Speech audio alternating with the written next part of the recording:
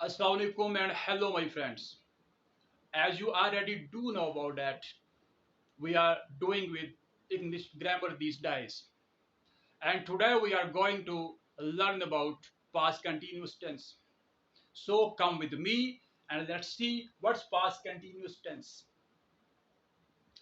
अगर हम उर्दू फिक्रे को देखें तो उर्दू फिक्रे के लास्ट पर रहा था, रहे थे और रही थी वगैरह के अल्फाज आ रहे होते हैं। चूंकि स्टडीज में हमें ज़रूरत पड़ती है ट्रांसलेशन की, हमारे सामने उर्दू का पैराग्राफ होता है, उर्दू का सेंटेंस होता है, उसको स्कूल की क्लासेस में या कॉलेज की क्लासेस में हमने ट्रांसलेट करना होता है। तो इसलिए हम उर्दू के हिसाब से देखते हैं कि उर्दू फिक्रा लास्ट पे क्या शो कर रहा है। तो वो खेल रहा था, ही वॉज प्लेइंग, हम इसका तर्जमा करेंगे। वो खेल रहा था, वो खेल रहे थे, वो खेल रही थी।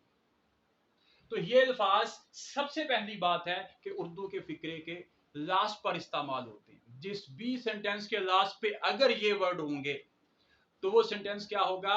पास्ट कंटिन्यूअस टेंस का फिक्रा होगा। सो आगे चलते हैं। अब इस फिक्रे को इंग्लिश में ट्रांसलेट कैसे करेंगे? बहुत इजी है। जैसा कि आपने देखा कि वो खेल रहा था, इसका तर्जमा मैंने ही वाज प्लेइंग के साथ किया है। अब इसका फार्मूला क्या है कि सबसे पहले हम सब्जेक्ट को ट्रांसलेट करेंगे। सब्जेक्ट, जैसा कि ही सब्जेक्ट है, तो सबसे पहले सब्जेक्ट को ट्रांसलेट किया। अब सब्जेक्ट के फौरन बाद हेल्पिंग वर्ब इस्तेमाल होता है। जी दोस्तों, इस टेंस में हेल्पिंग वर्ब वाज और वर का इस्तेमाल होगा। सब्जेक्ट, हेल्पिंग वर्ब, वाज और वर। अब उसके बाद वर्ब इस्तेमाल होगा, लेकिन वर्ब की फर्स्ट फॉर्म इस्तेमाल होगी और उसके साथ ing, जैसा कि यहां पे हमने प्ले इस्तेमाल किया, प्ले, और इसके साथ हमने ing का इस्तेमाल किया, तो ये वर्ड बन गया प्लेइंग, प्रेजेंट पार्टिसिपल। सो ये फार्मूला है, सिंपल फार्मूला है, इजी फार्मूला है।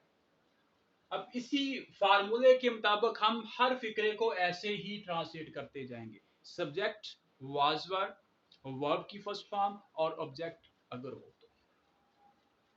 अगर इस फिक्रे में अगर हम इस्तेमाल करें लफ्ज हॉकी, वो हॉकी खेल रहा था, और इधर हम ट्रांसलेट कर दें हॉकी,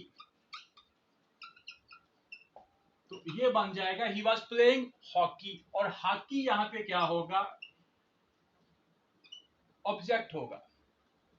तो क्या पता चला, किसी भी सेंटेंस के लिए सब्जेक्ट और वर्ब जरूरी होता है दोस्तों, ऑब्जेक्ट का होना जरूरी नहीं होता। लेकिन अगर ऑब्जेक्ट इस्तेमाल हो जाए तो सेंस क्लियर हो जाती है। सो आगे चलते हैं। इसी तरह से फिक्रे को जब नेगेटिव बनाना हो तो नेगेटिव बनाने के लिए नॉट का इस्तेमाल हम करते हैं। हमें ऑलरेडी मालूम है, लेकिन इस टेंस में वाज के साथ नॉट इस्तेमाल होगा। इसी तरह से वर के साथ नॉट इस्तेमाल होगा। Was not, were not, wasn't, weren't. So इसी तरह से अगर हम इसको इंट्रोगेटिव बनाएं तो यही वाज और वर जो है सब्जेक्ट से पहले आ जाएगा, तो ये बन जाएगा was she playing. Interrogative, positive sense, negative sense ये वाली, और इंट्रोगेटिव सेंस ये वाली। तो ये तो हो गई ट्रांसलेशन। अब अगला स्टेप ये है कि हमें कैसे पता चलेगा कि वाज और वर जो है वो कैसे इस्तेमाल होंगे। तो उसके लिए दोस्तों हम हेल्पिंग वर्ब्स को देखेंगे। हेल्पिंग वर्ब सबसे पहले he, she, it and singular noun, इसको हम देखेंगे। इसके साथ आएगा वाज, और साथ आप आई भी ऐड करोगे, और वी, यू, दे और प्लूरल नाउन्स अगर ये सब्जेक्ट के तौर पे इस्तेमाल हो रहे हो तो इसके साथ हम ऐड करेंगे वर्ब। फॉर एग्जाम्पल, अब इन्हीं प्रोनाउंस को सब्जेक्ट के तौर पे हम इस्तेमाल करेंगे और फिक्रा बनाएंगे, जैसा कि वो हॉकी खेल रहा था, तो यहाँ पे हम हॉकी को और खेलने को हम एग्जाम्पल के तौर पे लेंगे। तो क्या बना, ही वाज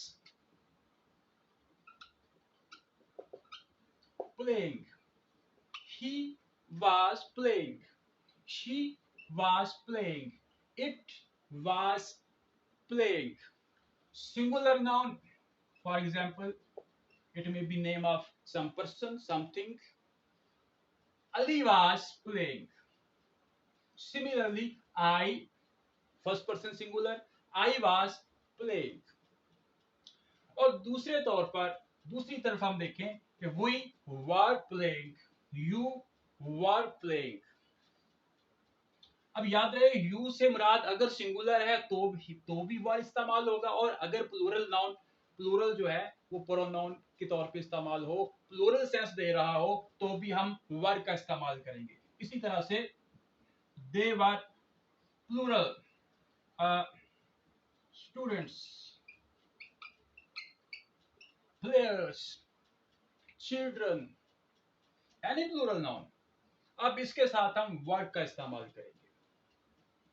तो दोस्तों, नहायत इजी टेंस है और नहायत सिंपल अंदाज में मैंने आपके सामने इसको जो है वो बयान किया है। उम्मीद करता हूं कि आपको बआसानी समझ आ चुकी होगी। वीडियो अगर अच्छी लगी हो तो चैनल को सब्सक्राइब जरूर करें, ताकि हर आने वाली वीडियो आपको वक्त पे मिल सके। तो इसके साथ ही मेरे दोस्तों इजाजत चाहता हूं। अल्लाह हाफिज।